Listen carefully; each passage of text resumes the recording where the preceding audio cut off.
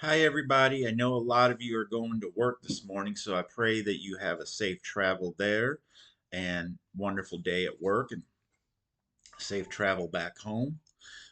Today, I wanted to make the video that discusses the topic of Pentecost. I thought Pentecost was going to be this upcoming week, and it turned out to be 2 Sundays ago now, by the time you see this video. So, Pentecost, uh, the word penta comes from a Greek word which can mean 50. So Pentecost happened 50 days after Jesus died on the cross. And it's happens 10 days after he ascended back to the Father, after he had appeared to the disciples and some of the other brothers, and after rising from the dead after the cross. So a lot of stuff going on there, and a lot of people were there from all over, uh, all over the Middle East and Rome and all kinds of places, Asia, Europe, and they were all at this feast for um, for Pentecost, and it was at Pentecost that the Holy Spirit filled the room and tongues of fire um, descended upon the disciples, and they were able to speak in languages that they had not learned, so that all the people there could understand them. And if I understand the story right, there was over 120 people that received this gift so that all the people there could understand it in their own language. And this was a miracle, obviously.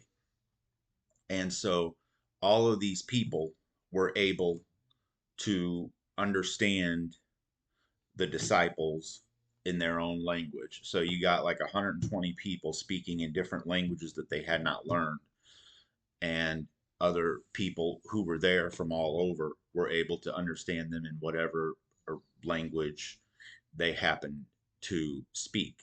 You might call it a heart language. It's the language, a heart language is the language that you are most um, receptive to, and the one that you were born and raised with, and the one that you've been speaking your whole life. Um, a lot of deaf people would consider their heart language to be American Sign Language. My heart language is English, obviously. My second language is ASL, and you know, your heart language might be something else. Maybe you understand English, but that's not what you were born with and raised with. So, um, all of these people that were gathered at Pentecost were able to understand whichever of the disciples were speaking the language that they were used to. And the miracle about this is the Holy Spirit descended and gave them this power, and tongues of fire rested on them, and they he gave them this power, even though these people, the disciples, were not from these other towns and cities, obviously, and they were Galileans, and they did not know these languages that they were speaking. God gave them this ability, um, and they were able to speak these other languages they hadn't learned. So, um, that being said, um, you know, I understand people have different views of speaking in tongues today, and I'm not going to talk about that here. Just to say that Just because the disciples could do something doesn't mean that we can. And just because they had a gift doesn't mean that we have that gift. Every Christian has at least one gift. Some have more than one gift. But everyone has a spiritual gift. And we can't think that just because the disciples could do something that we can. And the only reason they could do it was because God had given them the ability. They were not super saints or anything like that. They were just like me and you. And the only reason they could heal people, or the only reason that they could speak in languages that they hadn't already known, was because God gave them that ability to use it to preach the gospel and to teach other people to preach the gospel. And God actually, um, when the Holy Spirit did that, when the Holy Spirit came down and gave the apostles the ability to speak in languages that they hadn't learned, it was God coming to his people and condescending to his people. And I don't mean that in a bad way, but coming to his people to be able to communicate to them on their level. So um, when we need help, God comes to us. Um, God came to us in the form of Jesus and was born and grew up here and grew up as a man. He was still fully God simultaneously as being fully man, but he was born here for us so that he could grow up, live a perfect life, die on the cross, and rise again and be the mediator between people and God. And no one else could do that in the past. No one can do that now. And no one can do that in the future except Jesus Christ, who himself is God. So God the Son took the punishment from God the Father that should have been ours so that we can be saved and live eternally with him forever, and that we do not have to die spiritually. We will certainly have to die in some way, provided Jesus doesn't return before then. The death rate is one per person. So, but if we die without Christ, we die a second time and spiritually. And that is just unspeakably horrible. And I may make a video about hell and Satan later because I think there could be more hellfire and brimstone messages in the church than are usually preached. But that's not what this video is about. So to wrap this up, um, God, God still comes to us today. There might not be a lot of people walking around speaking and signing languages that they had not learned. Um, and But God is always reaching out to us from the moment of conception to the moment of death to get us to turn to Him. And and He's always doing it all day, every day. And He is he does this because He loves us and He wants us with Him and He truly cares about us. And I know this to be a fact because I still like you and like everybody else still have some questions, and some of them cause me some severe heartburn, as it were, spiritually. But it's making more sense. I'm getting it. I'm becoming more receptive to it. Um, so Um, the church was basically started at Pentecost, and um,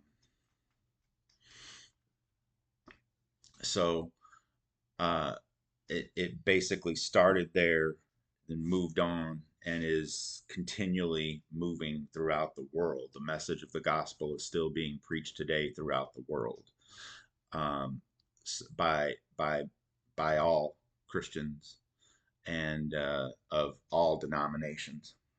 So anyway, I hope you have an awesome day. Remember that God is with you. He will be with you, whatever you're going through. He went through first and is going through with you now. And He actually does understand what you're going through, even if nobody else does.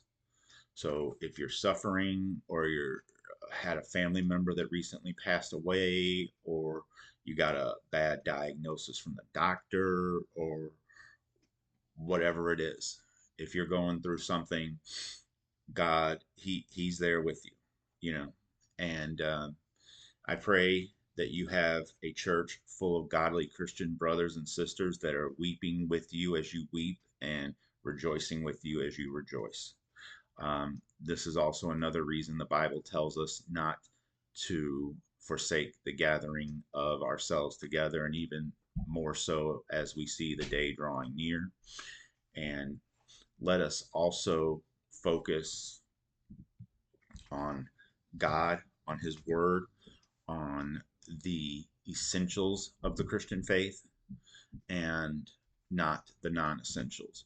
And I dare say that speaking in tongues and the correct understanding of speaking in tongues is a non essential, and we are not to put that above uh, things that we need to do for salvation or turning to Christ. And it's not, if you can't speak in tongues, it's not an evidence that you don't have the Holy Spirit. The Holy Spirit comes to us in baptism fully, and or also when you accept Christ. And God does it all so that no one can boast, and that God gets all the glory. So just because you can't speak in tongues, or the way the world understands speaking in tongues, does not mean you don't have the Holy Spirit, does not mean that you are not saved. Um, this is the reason we need to be confessing every day, and this is the reason that we need to live a repentant life, and that we must do spiritual inventories on ourselves every day to make sure that we are not living a backslidden life. So, anyway, um, and just want to say one last quick thing. You know, some people, I've heard some people say everything in moderation. Well, that depends on what it is. Not everything should be done in moderation.